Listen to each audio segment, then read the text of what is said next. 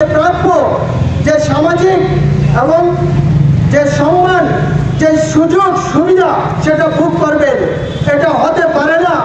এই রাজ্য এবং দেশের মধ্যে একটা সরকার, যে সরকার আমরা লক্ষ্য করছি সংবিধানকে মানে না, সংবিধানকে মান্যতা দেয় না, সেই জায়গার মধ্যে আপনারা দেখেছেন সেই সংবিধানের মধ্যে আমাদের যে পিছিয়ে পড়া অংশের মানুষের যে অধিকারগুলি অক্ষুণ্ণ রাখার জন্য আমাদের প্রতিনিয়ত যে লড়াই সংগ্রাম সেটা জারি বিগত সময় ছিল, আজকেও আছে, আগামী দিনেও থাকবে।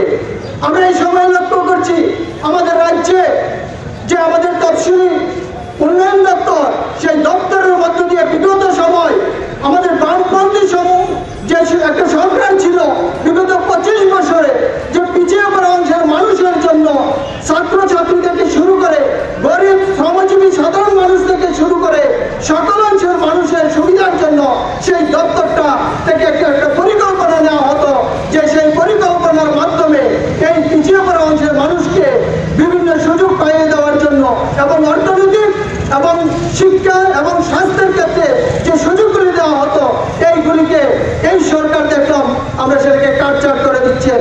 এই কোটি কোটি টাকা যে আমাদের 2018 সালে যে তফসিলি যে কল্যাণ দপ্তর ছিল, সেই দপ্তরের মধ্যে সেই টাকাগুলি এখন আমরা যখন যাই, আমরা যখন কথা বলি মানুষের বিভিন্ন দাবি নিয়ে, সেই জায়গার মধ্যে আমরা দেখছি একটি টাকাও সেই জায়গার মধ্যে নেই, কোনো সুযোগ সুবিধা নেই। আমরা দেখছি পিছিয়ে পড়া অংশের জনগণ যারা মৎস্যজীবী থেকে শুরু করে আমাদের স্টুডেন্ট যারা স্কলারশিপ পাওয়ার ক্ষেত্রে দেখলাম সেই ক্ষেত্রেও তা বাড়ানো হচ্ছে। ভয়ঙ্করভাবে বিশেষ করে দলিতদের উপর আক্রমণ সংঘটিত হচ্ছে। এটা সুপ্রিম কোর্টের বিচারপতি ওই হরিয়ানা আইপিএস অফিসারের উপর উত্তরপ্রদেশের এক মন্দিরে ঢোকার জন্য এক বৃদ্ধকে তার প্রস্রাব চাটতে হয়েছে জিভ দিয়ে, মন্দির পরিষ্কার করা হয়েছে এবং আরএসএসের নেতা ঘোষণা করেছে আর কোনোদিন মন্দিরে প্রবেশ করবে না।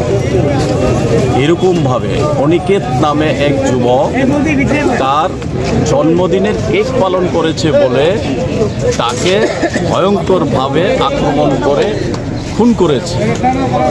এইভাবে একের পর এক ঘটনা বাড়তে শুরু করেছে। বিশেষ করে এই আরএসএস পরিচালিত বিজেপি সরকার আসার পর থেকে একদিকে যেমন অর্থনৈতিক দিক থেকে বাজেট কমিয়ে দিচ্ছে এসসিদের জন্যে, অন্যদিকে সামাজিক আক্রমণ, বর্ণবাদী আক্রমণ, অসম্মান, অপমান ভয়ঙ্কর জায়গা দেখেছে। তাই আইপিএস অফিসার আত্মহত্যা করতে হয়, রোহিত ভেমুলার মতো বিজ্ঞান গবেষক ছাত্র আত্মহত্যা করতে হয়। এই ধরনের ভয়ঙ্কর ঘটনাগুলির প্রতিবাদে মনুবাদী দৃষ্টিভঙ্গির বিরুদ্ধে দেশব্যাপী প্রতিবাদ কর্মসূচি আমরা গ্রহণ করেছি। তার পরিপ্রেক্ষিতে আমরা আমাদের রাজ্যেও করছি। এখানকার গণতান্ত্রিক দেশপ্রেমিক মানুষ যেন তার বিরুদ্ধে এগিয়ে আসেন সে আহ্বান আমরা রাখছি। মন্ত্রী সুধাংশু দাস নিজেই সে যে ঘুষ নেয়, সে যে সোর্স মানি থেকে টাকা নেয় সে স্বীকার করেছে।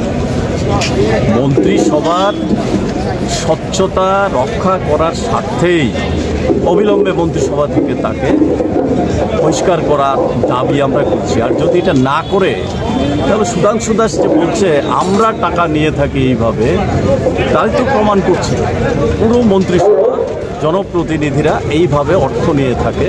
সম্পূর্ণ দুর্নীতিগ্রস্ত একটা মন্ত্রিসভা, যদি তার বিরুদ্ধে ব্যবস্থা না হয়। তাই আমরা দাবি করছি অবিলম্বে তাকে মন্ত্রিসভা থেকে বহিষ্কার করতে হবে। Bureau report into Bangla.